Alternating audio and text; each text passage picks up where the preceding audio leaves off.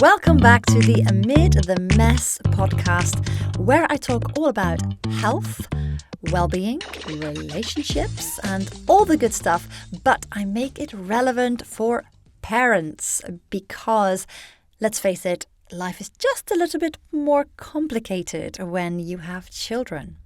So today I spoke with David Helfand, who is a licensed psychologist specializing in marriage retreats, brain mapping and neurofeedback. He is passionate about helping couples on the brink of divorce to find a way to rekindle or move forward in a healthy way. Wow, my chat with David was so interesting. And we talk so much about neuroscience, about practical ways to deal with big emotions when you're in a chaotic family environment, when you're stressed, when you're feeling on edge all the time. So David really helps you to understand why we're feeling these crazy emotions and what's happening in the brain and how to move forwards. And then we talk a lot about how couples can make sure we are supporting each other, where we can rekindle, we can share the parenting load. That comes into the conversation as being super important. So I think for anyone, regardless, if you've got the best relationship, good for you. It's still interesting to listen to this. Anyone who is struggling a bit in their relationship, definitely listen to this. Some really interesting stuff. Thank you, David. But before we get into it, I thought I would chat to you a little bit about my own personal life. I'm trying to remember to let you know a bit more about me in these episodes as well. So over the last few days, over the weekend, I was a bit ill. So I had like a massive fever and I really felt quite poorly. And it just reminded me of one of those things about parenting, that the most difficult thing is when you're ill and you still have to look after the children. If you understand what that's like, you'll hear me. That is just tough when all you want to do is crawl into bed. But you've got to look after your little ones as well. That's tough. And there was a little moment where I felt quite proud of Michael, my husband, because I was really ratty. I felt really awful. I had no appetite, no energy, and I felt really cooped up in the house yesterday. So I think I wasn't very nice, and he didn't react to me, which was really quite good. And in the end, I was like, "I'm sorry. I was just feeling really claustrophobic and cooped up and blah." And I think he understood, and he didn't, react to that bit of nasty mood that I had. So that was interesting. And I don't know why I just shared that, but I thought it was relevant just to let you know what's going on over here. And it's a little bit relevant to the episode that's coming up. So without further ado, I hope you enjoyed this episode with David Helfand. What is one misconception about a happy marriage? I find that a lot of couples come to me wondering if they're compatible with each other. And this notion of compatibility, I think, gets a bad rap. Incompatibility is really fundamental issues like one of you wants kids, the other one doesn't. One of you wants to live in England, the other one wants to move to the States. Things like that where there's really only one way to do that. Issues of compatibility are not about communication. That's a skill that has to be learned. It's not about I fell out of love with someone. Well, if you were in love at some point in time, there's probably a reason that you fell out. And so one of the biggest issues I hear from couples is I think we're not compatible. And that's a major misconception. If you had chemistry, you can re-spark chemistry. You just probably were never taught how to do that. And so my job is to give people those skills. I love that. So actually, it's a really hopeful message that there's just a couple of deal breakers and they're very obvious. Like it's like a physical, geographical reason. But anything character-wise, anything values-wise, people are more often compatible than they think. Way That's more really often. interesting. Yeah, way more Mm. often. And I think it is very hopeful. And, as I tell a lot of my couples, no one's ever taught how to be married. So like, of course, the divorce rate is astronomically high. I don't know what the stats are Mm. in other countries, to be honest. I know that the US has pretty high divorce rates, about 50% or so. I think that's Wow. true in Europe, parts of Europe as well. But I honestly don't know the specific geographies Yeah. there. Yeah. Um, Yeah. but in my opinion, it's because no one's ever given the right skills and education. I mean, imagine that, people didn't go to med school. Like, how many botched surgeries would there be? It's the same thing Mm. is true with marriage. Yes, absolutely. And it also kind of marriage therapy or retreats or whatever you call it. It probably has to some people a bit of a stigma as well. If people think like this, they think they're supposed to know this already innately, so they don't ever seek guidance outside, which is probably a huge problem. Because actually, if they did seek guidance and information on how to do the right communication, it would be so much fewer just divorces. It would be for sure. And Yeah. you're right, there is Yeah. a stigma. So I started my career in the neuroscience field. I did brain mapping and neurofeedback, which is a form of brain training. And my practice would get filled with word of mouth referrals. And despite all the positive success and reviews that I get from couples, I don't get a lot of word of mouth referrals because I find that people are much more secretive about their marriage. They're, for whatever reason, we tend to be very open about our panic disorders and depression and anxiety and insomnia and all these things. But when it High blood comes to pressure, all the high things. blood Yeah. pressure, yeah. But when it comes to sex and relationships and parenting, and it's more personal. Now, I will say that there's a positive to that because to respect your partner, there should be a level of privacy between you and them and in your marriage and relationship. But I think sometimes it goes too far where then people feel like, you see all these happy couples around you. And I remind people that like, you don't know what goes on behind closed doors. So be very careful comparing yourself. And, Mm. Instagram is not a good declaration of the truth. So if you're looking around thinking like, oh my God, I'm really unhappy, but everyone else looks happy, it's not an accurate comparison because you really don't know. Yeah, that's so true. So true. So you hit on it a little bit. I want to ask, how does neuroscience come into the picture when it comes to relationships? Yeah, in so many different ways. I mean, let's just take one example. So I see a lot of couples that have been in therapy before, and they're coming to me. The couple I saw last week, and this is pretty common. She had just served him with divorce papers. They were like, okay, we want to give this one final effort before we call it quits, and so they were coming to see me, and they had been through multiple rounds of therapy, and so I see this all the time, and I think that understanding why previous therapy wasn't successful. I mean, there could be lots of reasons for that, but one of the common issues that I see comes back to neuroscience, which is that when you are learning all of these communication skills, when you're learning marital skills, parenting skills, whatever it is, that all exists in your higher cortical areas. In order to access that, you have to have access to those areas of your brain. And when you are emotional, when you are triggered, that could be because of trauma that you've had. It could be just pet peeves you have, which sometimes relates to trauma, whatever it is. The fight or flight organs in your brain, largely your amygdala and other limbic regions, bypass your frontal lobe and take control of your nervous system. And it does that for very good intentions. If you walk out into a crosswalk and there's a bus coming, you don't want to turn and think, boy, I wonder what my face is going to look like in about 5 seconds or half a second. You just need to react and jump back, right? So you Yeah. don't Yeah. want all that logical processing. But unfortunately, our brains haven't adapted to modern relationships and loving relationships where you just react to your stress as opposed to actually go through your circuitry of skills that you're supposed to be applying.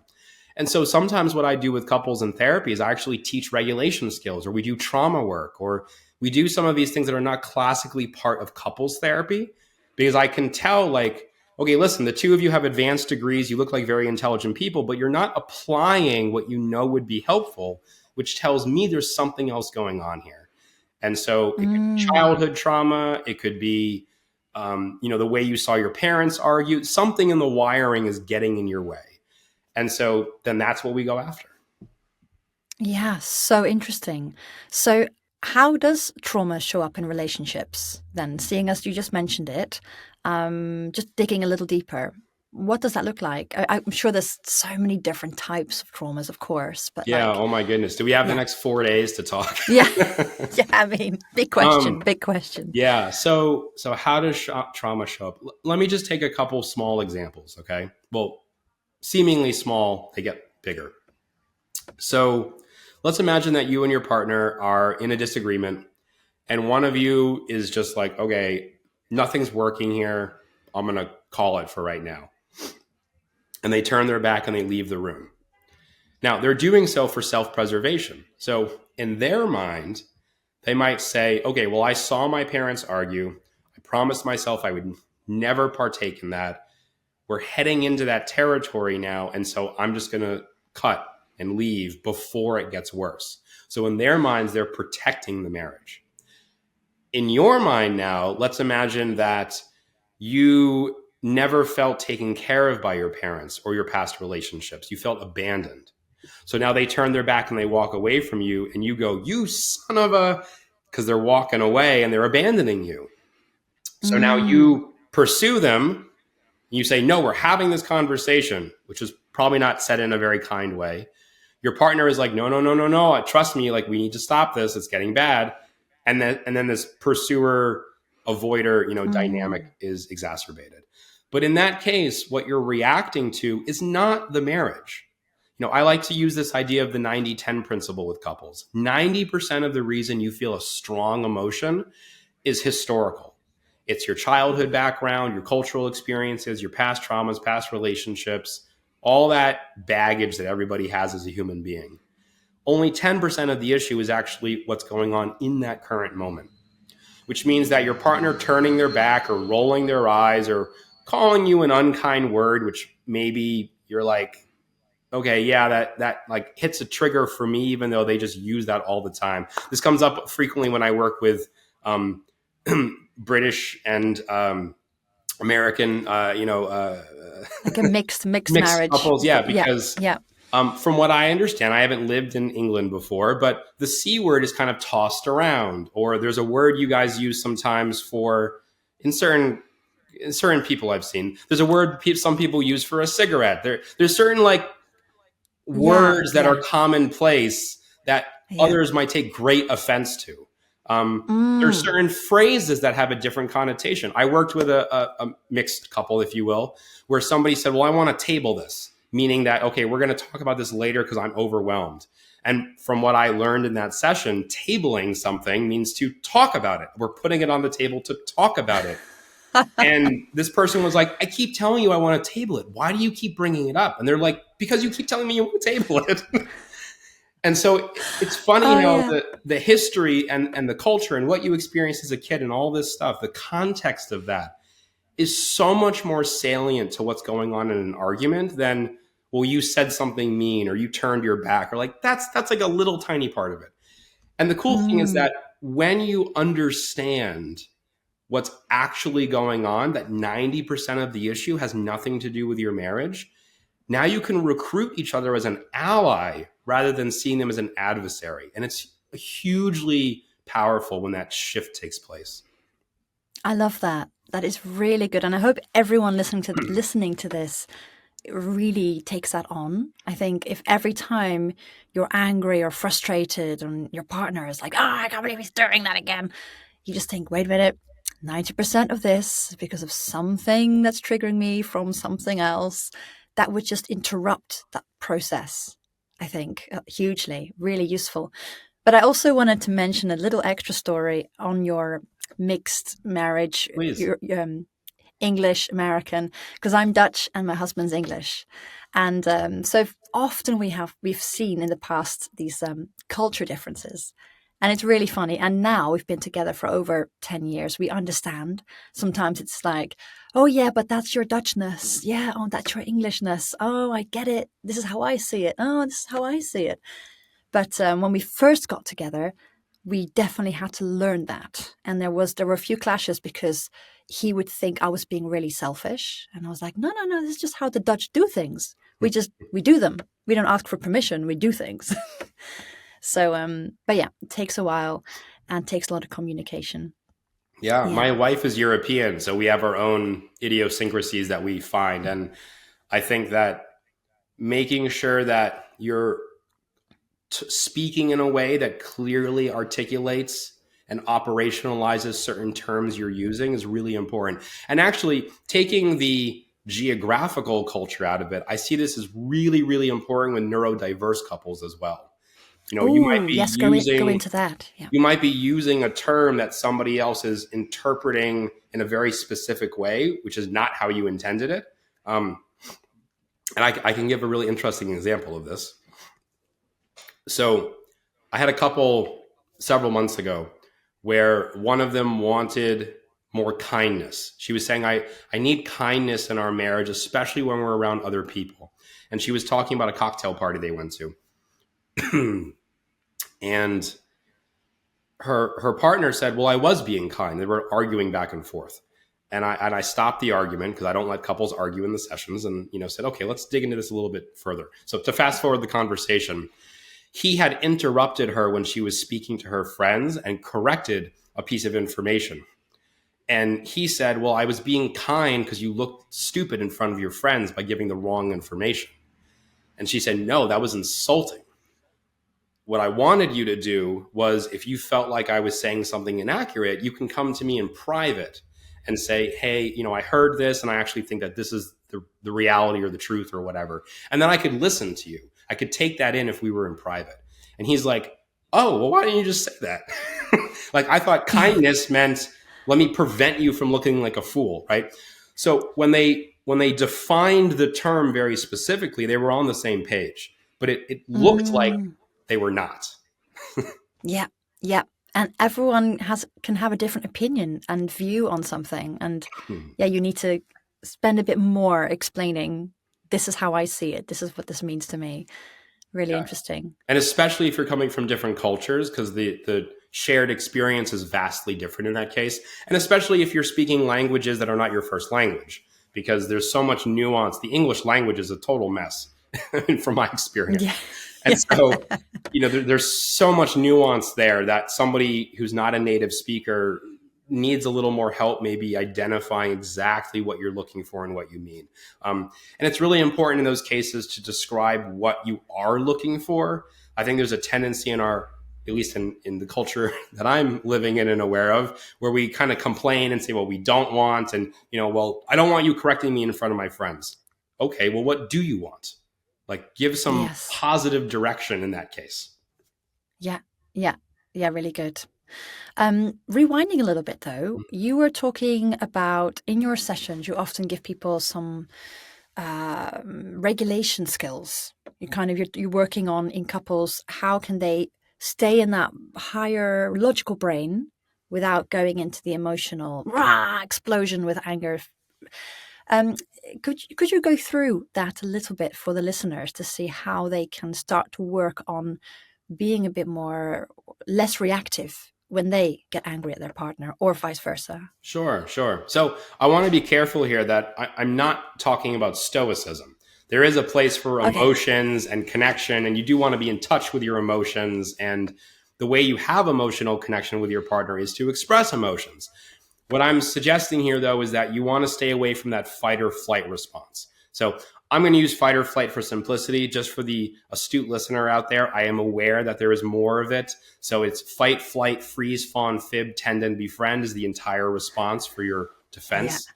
I'm going to say fight or flight for simplicity, and we can get into some of those if you're curious.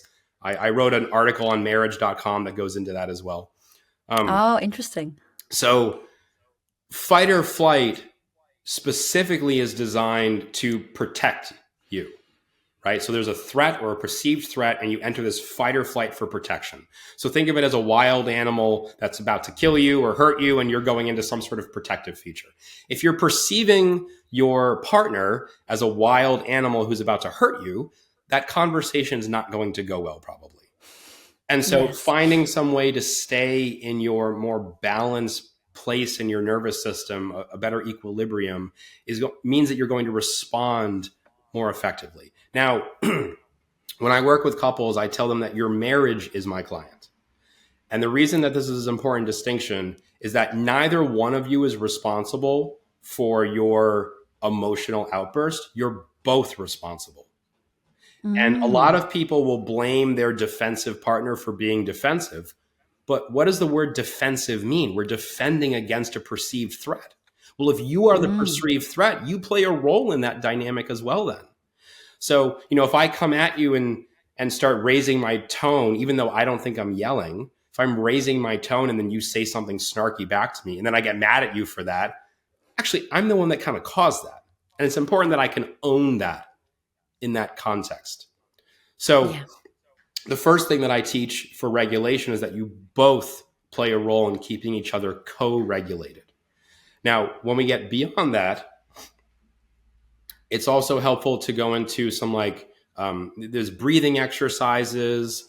There are cognitive behavioral techniques that you can use to kind of look at your automatic thoughts and challenge them and think more deeply into okay, what's the history of this thought? Why do I have that anxiety?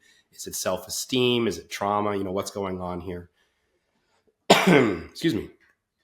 As we talked about earlier, I'm getting over a cold. So for people that are listening to me and going, you don't sound like how I remember you from your other YouTube videos, there's a reason for that. And thank you for your patience with me. Um, so, so breathing exercises, cognitive behavioral techniques. I will also say that sex plays a huge role for a lot of couples as well. A lot of couples can feel very disconnected, dysregulated, unloved, uncared for. And it's really interesting to me, the more that I do sex therapy with couples, how a couple's intimate life parallels a lot of other issues. So, for Oh, example, I don't wow. feel heard. I also don't feel like I'm taken care of in the bedroom. And I don't just mean do I have an orgasm? I mean, do I feel like you really love me? Are you listening to my body and my words of what I want? Are you always in control or do I get some control? Do we play back and forth with control? And then taking the parallel, do I feel like you talk more than I do? I always listen to you and I never get any time to be heard, right? So it's interesting how Mm. things parallel. Sometimes the opposite is true. Sometimes people overcompensate. I remember I worked with this couple where, without getting too explicit to your audience, she would have multiple orgasms in the double digits every time that they had sex. Oh, wow. Lucky And girl. and otherwise he was a terrible listener. Talk about triggering your partner just in daily conversation. And so there was a very Mm. clear, I'm making up for all my shortcomings in the bedroom, which is wonderful. Good for you, right? But can we take a little bit of that over the more mundane parts of your life? Yeah. Yeah. Um, Yeah. Yeah. Yeah. so Interesting. Yeah. So again, I mean, if we had 4 days, we can get into all this, but there's multiple areas of regulation. I think the core takeaway, though, is that they are both responsible for the state of the marriage and to co-regulate with each other. I love that. And that does go against a really popular thing that's going around. Um, it's very well meant by the people who say it, but they say, I'm not responsible for your emotions. A lot of people are saying this oh, I'm not responsible for your emotions kind of thing. But like you said, if I had shouted at you, I kind of am responsible for this emotion that you will have in reaction to me shouting at you. So there is definitely that interaction. Yeah. Um, I think they're yeah, it's absolutely important. responsible. Do you remember the Sherlock reboot with Benedict Cumberbatch? No, I'm sorry. I Yeah. haven't watched So her. Yeah. I enjoy some good series and flicks, but there's a great scene later on, and I'll try to paraphrase, where two of the characters that are in a relationship get into a big argument, and one of them starts to divulge her trauma history and her past and all of these things. And it's Dr. Watson who's in the relationship, and his response I thought was just phenomenal. He says, again, I'm going to get it a little bit wrong. People can correct me in the comments if they want. It's something like, your past is not my responsibility, but our future is my privilege. Okay. And I just thought that was so beautiful that, whatever happened, yeah, the past is not your responsibility. That 90%, that had nothing to do with you. But the way you move forward together is not just your responsibility, it's an opportunity, it's a privilege, it's a chance to help each other, to shape each other in meaningful ways. And I just thought that was beautiful. Oh, that's lovely. Yeah, really, really good. Okay, so you are responsible for each other's emotions in part, of course. You also hold your own responsibility. Of course. Yeah. But let's go on to some specific advice for parents. So I like to really talk to this with this podcast to crazy busy parents who find it difficult to, who want to look after themselves and be healthy and well, but they've got this situation where they're full, their cup is empty and they're often always on edge. So have you got, for example, children have been playing up, screaming, or not eating their dinner, or just being difficult. The bedtime has been challenging, and like emotions are high. And often, me and my husband were in the situation with very young children. We feel like we're on this fight or flight edge, and we tell each other, like, oh man, I'm in fight or flight right now. And there'll be like a loud noise somewhere, and we just literally have that like shock because we're so wired. And I think maybe people listening might relate. What is your advice for people in this situation? So there are so many directions to take the answer to that. What's the root of the issue? Is the root of the issue that you're both working overtime, that you haven't had time to connect and be coupled centered, with each other for years maybe? Do you have other stressors? You have aging parents? Do you have medical issues you're dealing with? Is your nutrition off base? Is your blood sugar dysregulated? Are you over caffeinated and then you're not like, balancing yourself in the evening? Is there substance use, right? I mean, there's so many ways to take that. So I would generally want to know more about the context and the history of what's going on. Yeah, yeah. What I can say, generally speaking, is, are you co-parenting in the truest sense of the definition? Sometimes co-parenting is more like complementary solo parenting, right? Like, okay, I'm with the kids at this period of time. We come home, we switch off. I go do my work that I need to in the evening. You come in and do this, and that can work okay. But like, are you also having time as a family parenting together where you can benefit from each other in the moment? If you're really stressed and you just need 5 minutes to go regulate or go take a break, the half-life of adrenaline in your system is 5 minutes. After 5 minutes, your body filters it out and you can get back, assuming you don't give yourself more hits of adrenaline after that. So 5 to 10 minutes is a good That's interesting. baseline. Yeah. So if you can Yeah. at least take a few minutes to relax your nervous system, then you can come back refreshed. If you were to take 10 minutes of listening to an audio meditation or doing deep breathing, that should theoretically bring down your adrenaline completely. Yes. Yeah. So the caveats are, if you're someone who ruminates, you might have a little more inhale. If you're playing a game on your phone, you're probably not giving yourself a dose of relaxation. You might be stressing yourself out more. But yes, if you go listen to a meditation or whatever. But in order to take those 10 minutes, the kids still need to be tended to, especially if they're young. Mm-hmm. So if you're co-parenting simultaneously, you can say to your partner, I need 7 minutes. And they go, I got you. Go take 7 minutes, right? And then you go take a break, you come back, and now you're a team again, right? Yeah. That's part of co-parenting. The other part of it is, think about the things you used to do for regulation. Because a lot of people, when they're younger, there's a little more self-care. Not everybody, but sometimes, there's a lot more self-care, definitely. So, you do your yoga classes, you have brunch with friends, you listen to the podcast you love, whatever it is. Later, as life gets more complicated, a lot of us don't do those things. And it takes intentional effort. You can't wake up on Saturday morning with 4 hours of free time and go, what should I do today? Right? Like, that doesn't happen when you're an adult and you're a parent. So if the two of you can work as a team to say, to advocate, what are your needs? I used to love going to spin class and I haven't been there in 4 years. Okay, honey, I'm going to make that possible for you. Let's look at the calendar. I'm going to take the kids to the park so you can jump on the Peloton or, whatever, right? I used to have brunch with my friends and now none of us get together anymore. Okay, let's make that happen. That's part of co-parenting that is so powerful. I think sometimes co-parenting is more just there for survival, and it really should be Yeah. there for thriving with each other. Yeah. Yeah. That's brilliant. I think, it's a really good reminder to everyone listening that it's not selfish to think, oh, I could really use that spin class. I could really use that brunch. And you're allowed to want those things and to ask your partner, can you facilitate this for me? Because this is really important. Yeah. Yeah. And in my experience, I'm going to make a generalized statement here, but in my experience, moms tend to give that up more than dads.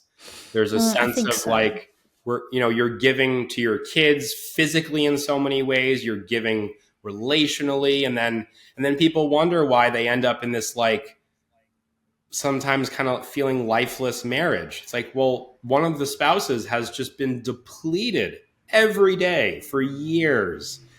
You need to Mm. fill that cup occasionally at the very minimum. Yeah, absolutely.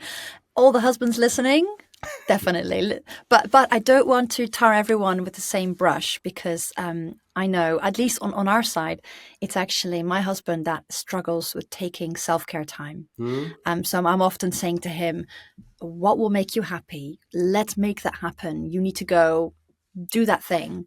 And I'm the one, I'm also into yoga. So I definitely make time. I'm like, I have to have my yoga practice. It will keep me sane.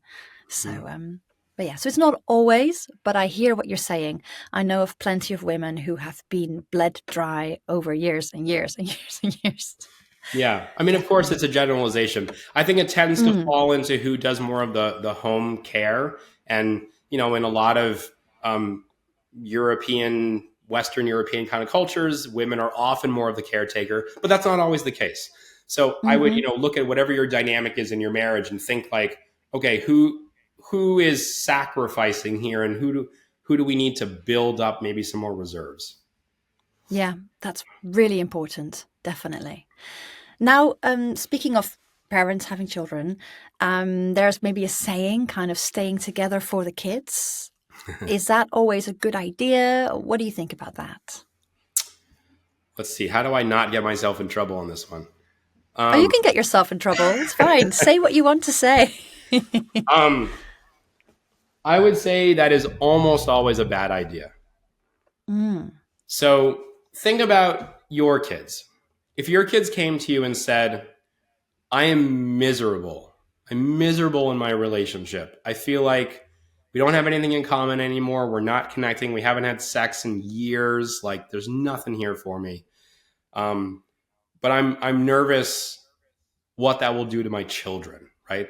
Think about the advice you would give your kids. Most parents that I ask this question to would say, well, I would want my kid to be happy, right? yes.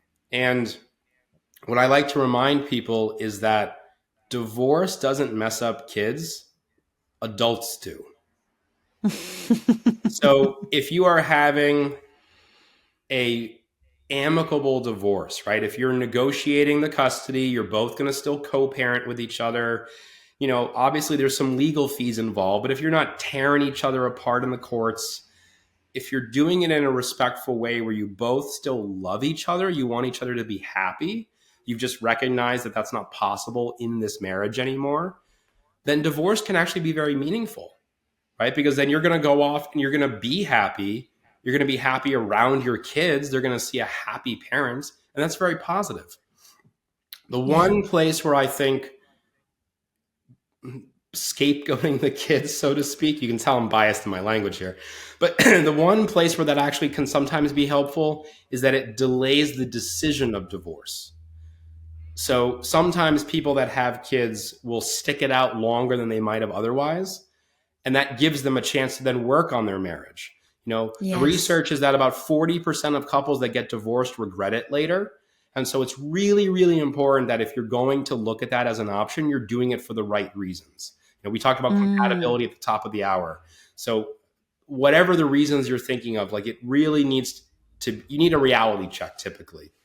And yes. so if you're just doing it for the kids, that's, again, put yourself in their shoes. Like, would they rather be with two miserable parents that are doing it for them? Which also, imagine the pressure that puts on the kids later in life, right? Like, you were unhappy for 20 years because of me.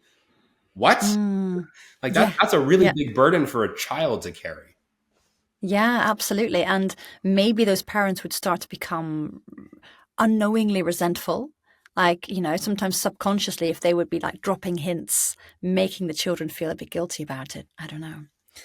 That Yeah. just sounds like an awful situation to be in. Well, it's funny to me Definitely. how people will say, we should stay married for the kids, but I rarely hear the phrase, we should be kind to each other for the kids. I would be behind that statement Yeah. much more. Or we should go to marriage counseling For for the kids. Right. That kind of thing. Yeah. Yeah, we should Yeah. get help for their future. Like, I'm behind all that. We should stay unhappy for them never made any sense to me. Yeah. So, but kind of going into that, what are couples retreats? So, a couples retreat, there's different models out there, but generally speaking, it's an intensive therapeutic experience. So, I work with couples typically for 3 or 4 days when they're in crisis. And there's Mm. multiple hours each day where they're working on whatever their goals are. If it's discernment counseling, if it's a sexless marriage, if they've had an affair, whatever it might be. And I've noticed that the popularity of couples retreats is on the rise, because I Mm. think a lot of people are feeling, this is my experience talking to couples, pardon me, that they don't want to be in therapy for years, right? They've already been suffering a long time. They know something needs to change, and they want a quick fix, so to speak. Now, although a marriage retreat is a intensive experience, there's still a lot of work that needs to be done typically afterwards. So it's not a quick fix in the sense of, like, I took a pill and my marriage is better. Yeah. Still need to put in the work, but it can rapidly speed up that process. So, a 3 or 4 day program is like a year to 18 months of therapy in 3 or 4 days. So it's a very intensive, fast paced experience. It also means that you get to build momentum.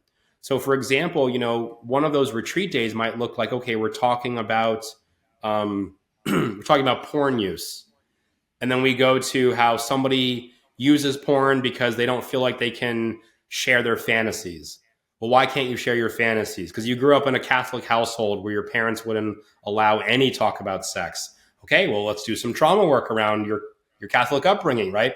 We can do all of that in one day rather than, 2 months of Yeah. With individual weekly or trauma work. bi-weekly sessions. Yeah. Right, exactly. So it's a very different experience, rolling that all together in an intensive.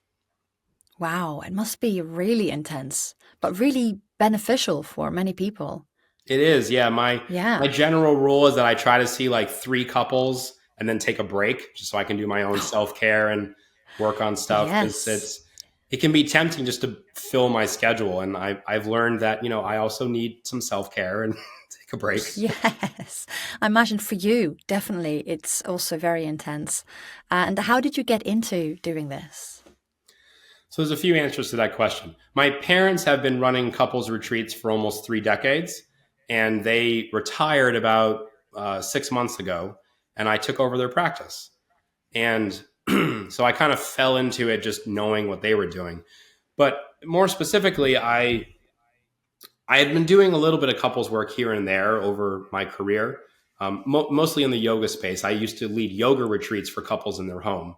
So I did that for a Nice. while, which was a lot of fun. Very different than the marriage counseling that I do now, as you could imagine. But I had a client that I was working with individually who had insomnia, and I pulled out all the tricks in the book. We couldn't fix her insomnia. It was about a month into treatment, and I remember saying, like, okay, let's redo your intake, because I must have missed something if none of this is working. And I forget exactly how we got into the subject of her marriage, But I said something like, well, so you have a husband. How is that going? She's like, well, it's fine. Okay, so like, do you sleep together? How do you feel when you lay down? And she goes, oh, I hate sleeping next to him. Oh, well, that might be why you have insomnia. And so at that time, I wasn't a good fit for what she needed for couples therapy. So I referred her out.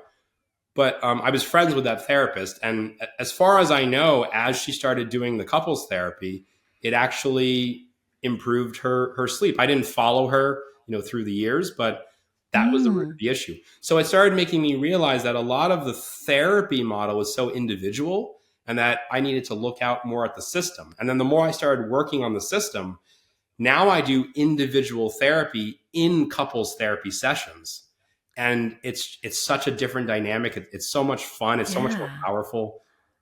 Wow. Yeah, fantastic. And in that way, I imagine a lot of physical ailments or physical and psychological things that people individually go through can be caused or at least very much affected by the way that their relationship is.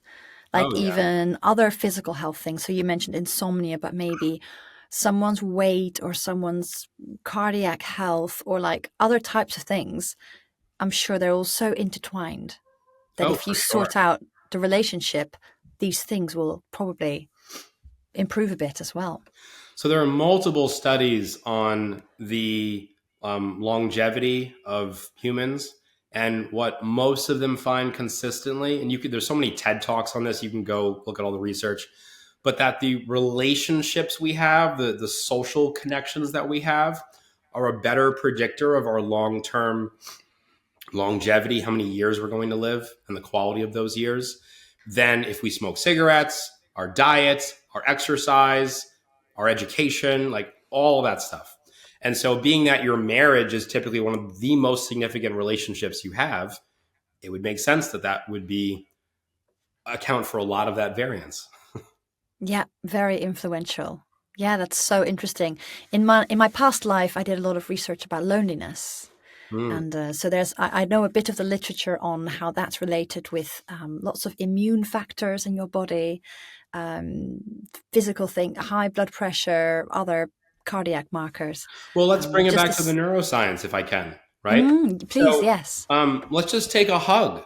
When you hug someone that you care about, your brain secretes oxytocin, which is a bonding hormone that feels really good. It secretes dopamine, which is actually a addictive hormone. It's what you have with drug use, but it reinforces the idea that hugging is something good for you, and it increases endorphins. Endorphins are literally endogenous, meaning created in the body, morphine. It's a painkiller. So Yeah. think about, how often I had a couple that I worked with recently where he was using substances, and part of what his wife was saying is, I don't feel comfortable with substance use around the family and around the house. And he's like, I get that. But there was this moment in the session where the whole conversation changed because he said, there was a week or two ago where I came home from work and you came over and gave me a hug when I was really stressed out. And we hugged and you held me for like a few minutes. It felt like, anyway. And I had no interest and desire in any substances that night. And I just watched the two of them have this epiphany, like, oh my God, wait, so when we're connected, you don't feel the need to go drink or use substances. And it was like this, like I could almost feel the lights in the room get brighter. Like they were just having this moment with each other where it was like, oh, I think we're onto something here. And it's literally what's happening. Like you're secreting all those hormones and all those things you're getting with drugs, but you're doing it in a much healthier, sustainable way and benefiting your marriage. Amazing. Yeah, gosh. Well, that's the best motivator to just be more, yeah, be a bit more tactile, just to realize that actually just a hug, kind of, yeah, if someone's having struggling, having a tough time, to do that. Yeah, Yeah. and kissing, and I Yeah. love the definition of foreplay that I've used for years. Is foreplay is every interaction since your last sexual encounter. Okay. And so, like a hug, a kiss, like you can make out with your partner, but then, keep all your clothes on. Like, you don't have to go fool around then. Like, just have that connection, just be part of your life together. And it's Yeah. going to do wonders for your sex life, but it also just like, it's just feels good. It's playful. It's fun. Yeah. Really nice. That's a really good. Yeah. Really nice to hear that moment that your clients, would you call them clients? Yeah. Your Clients. patients, clients. Clients. Lovely. Now, moving on to another question. Is there anything, a bit of a pet peeve, so anything that drives you crazy about how maybe the media, social media, or just society talks about marriages? um, Yeah. So for the people that know me, they'll know, asking me if I have an opinion on something is rhetorical because I always have an opinion on something. And Great. so I probably have a number of pet peeves. The one that comes to mind recently, because I heard an interview, I won't say where the interview was, but I heard an interview the other night on a podcast I listened to. And they were talking about how you can't change people, right? You can only change yourself. You can't change people. And that drives me up the freaking wall. If you can't change people, why is anyone a therapist? If you can't change people, Yeah. why do we have, all this like self-care books? One of my favorite comedians is George Carlin. And he talks about how rest in peace. He talked about how self-care is kind of silly because if it's self-care, you didn't need to read a book. That's not self-care. That's not self-help, rather. Self-help is, Hmm. sorry, I'm using the phrase self-care. I meant self-help. That's mulligan. Okay. Um, Okay. so there's no such thing as self-help because if you did it yourself, you didn't need help. And if you're reading a book by someone, it's not self-help because you actually got help. And That book is helping you. yeah, Yes. exactly. And so the idea of you can't change anyone is crazy. And the way that, marriage works, we often change. The couples that are coming in to see me have changed each other for the worse. There's more Mm. stress hormones that, they can't sleep because of their marriage. Whatever it is. So the idea you can't change someone is really bizarre. And I don't know how that made its way into our culture and psyche. Now, again, you could Yeah. say I'm not responsible for you changing. Maybe there's something to that. But again, how do you define responsibility? Aren't we co-responsible for our happiness and our marriage? And so, yeah, that's definitely a pet peeve of mine. I would rather Mm. say that, you both influence each other. You can both change each other for the better and own that power that you have and use it for good. Yeah, I love that. And it's similar to the kind of I'm not responsible for your emotions type of thing. Mm. It's a similar thing in the popular culture at the moment where everyone's kind of saying you're you and I'm me and the two shall not interact. But actually that is not true. No, not So we've got a few more moments, but if you have any other pet peeves, feel free to mention another one because you said you had a whole list. Oh, yeah. Let's see, what would be worthwhile here? Um, I mean, that's really the strongest one that, again, it's just salient on my mind because I Yes. heard it in a podcast recently. I think that as far as the field of therapy goes, I have a number of pet peeves there. The DSM is a whole category of pet peeve for me. Um, DSM. Sorry, what's that? so the DSM is what's classically used the Diagnostic and Statistical Manual for psychotherapy. So like All right. All right. schizophrenia, depression, anxiety, blah blah blah, all that's in there. Um, but it is a individualistic approach. So, for example, this woman that had insomnia, she would be diagnosed with insomnia. She wouldn't be diagnosed with um, doesn't like her spouse and needs marriage help, right? That's not Yeah. part of the diagnostic, and so it misses what's actually the root of the issue. And I think that our culture needs to have a major shift on how we look at problems, how we diagnose problems. I don't know much about the healthcare in your country, but our healthcare certainly needs an overhaul with how we look at mental Mm. health and preventative versus reactionary care for clients. Um, I tried advertising in premarital retreats for a long time. Nobody comes for a premarital retreat. It's been maybe 1% of my Mm. clientele because people only come when there's a major issue. And Yes. I wish that this idea of like prevention and health and well-being was more popular. Yeah. It's just not though. Yeah. It's really interesting. So before we got married, yeah, we would definitely, that was not on our mind to do like a premarital crash course on what you should do. But I do think everyone could use that. But when we got married in a church and we met with the Pastor, pastor, priest, yeah, the reverend. I think she was a reverend, reverend. and we had a few. She was actually in the family. She's a my sister-in-law's mother-in-law, so a bit kind of removed family. But we then met with her a few times, as is kind of was her protocol, and she chatted to us about. She did like a little premarital sessions, and we weren't expecting that. And I just thought, oh, this is actually a really nice thing to be doing, and but it hadn't been on our mind. And then she asked all these questions, like, well, what are you going to do when this happens, and what are you going to do when this happens, and um, it forced us to talk about some stuff that we probably wouldn't have thought was necessary to talk about. Yeah, Yeah, that's so it fantastic. surprised us. I Yeah, have yeah. noticed that that seems to be a little more popular in certain religious cultures where they'll do like Mm, a premarital piece with the pastor, priest, the rabbi, whoever it might be. Um, and it's not kind of the mainstream though, unfortunately. And and it should be. it really Yeah. should be. Yeah. I was fortunate that the center where my wife gave birth had pre-parent sessions where you could go as a Yes. new parent and talk to people. And I remember thinking like, wow, this is really helpful. I would now have a lot more questions that I know what to ask now.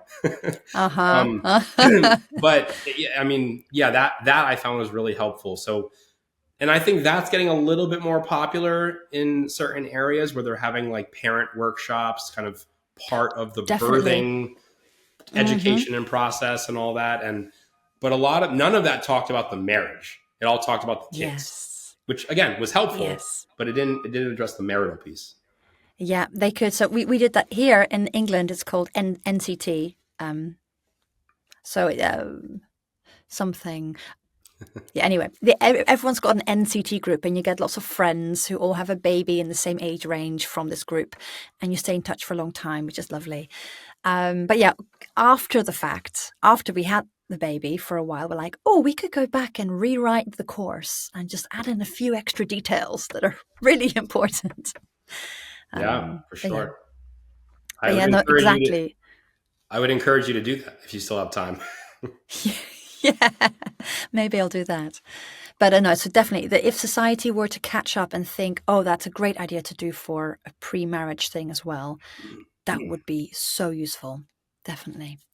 But time is running on. So, I always like to keep it real. So, you are so knowledgeable and you speak so well on relationships, and you clearly have helped so many people, which is amazing.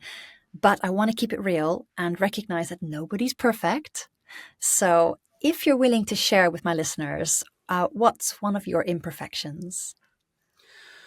Yeah, I mean, there's a lot of ways to answer that. I'm always growing as a clinician. I'm always doing continuing education and trainings and learning more. And so it would be easy to go that direction.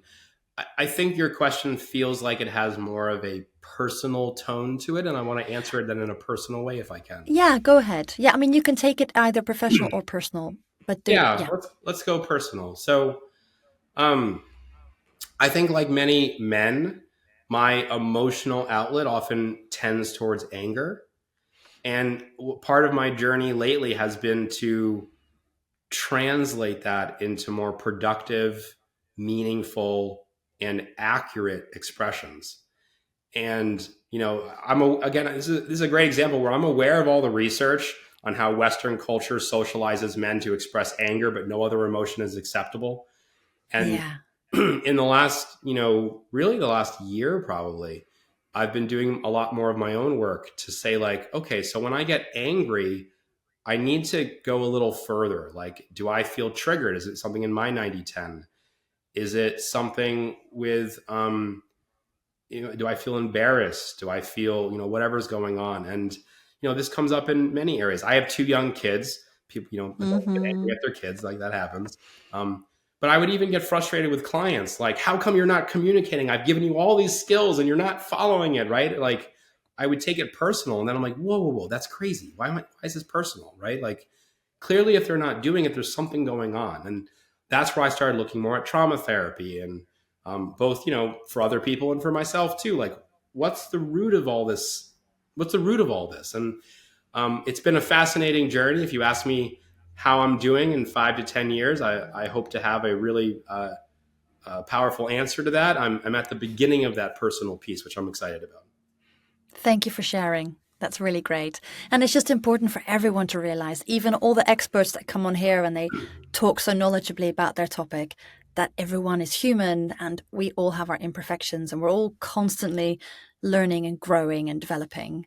So, I appreciate you being so open about that. Yeah, sure. And, it's sometimes there's an easy separation where you see it happening to other people. And then I'll go home with my wife and I'll be talking about this. And she goes, yeah, who does that sound like? And I go, oh, shoot. Oh, that's so funny. Lovely. But yes, lastly, how can my listeners find out a bit more about you if they are curious about what you do, want to maybe listen to you on some other platforms? Just give us some information. Yeah, sure. So my brand is Marriage Quest. And if you go to marriagequest.org, you can read more about the retreats. There's also a free blog. So if you're not looking for like professional help yet, but you just want some tips, you can sign up for the blog.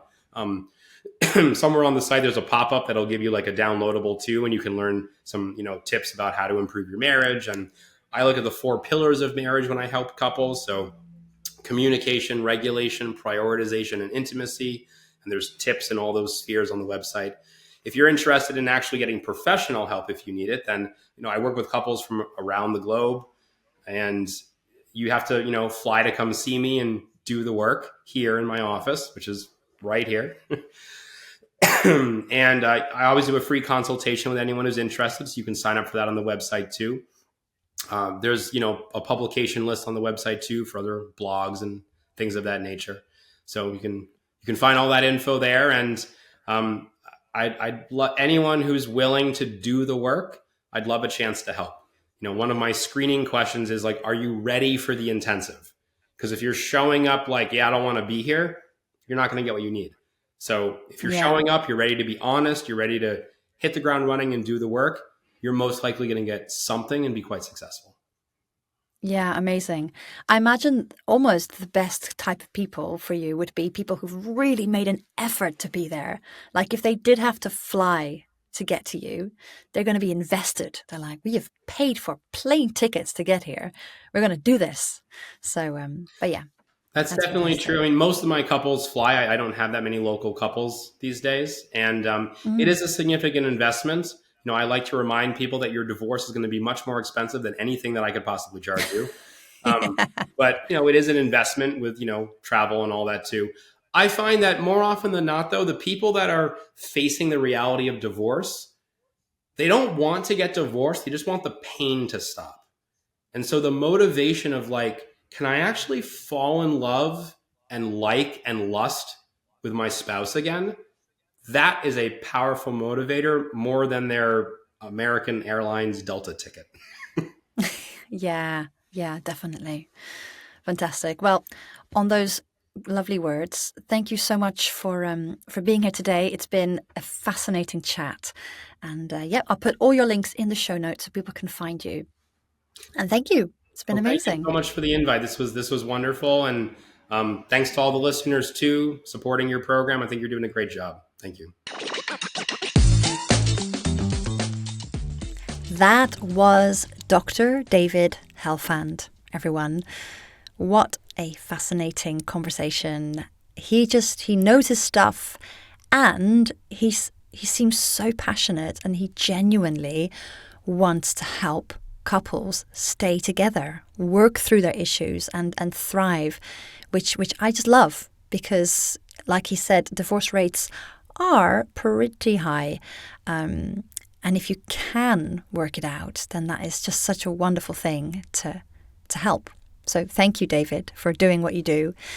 And I hope you enjoyed that episode. Share it with any friends. If you know someone who might like to listen to it, please share the link to this episode. I would love that.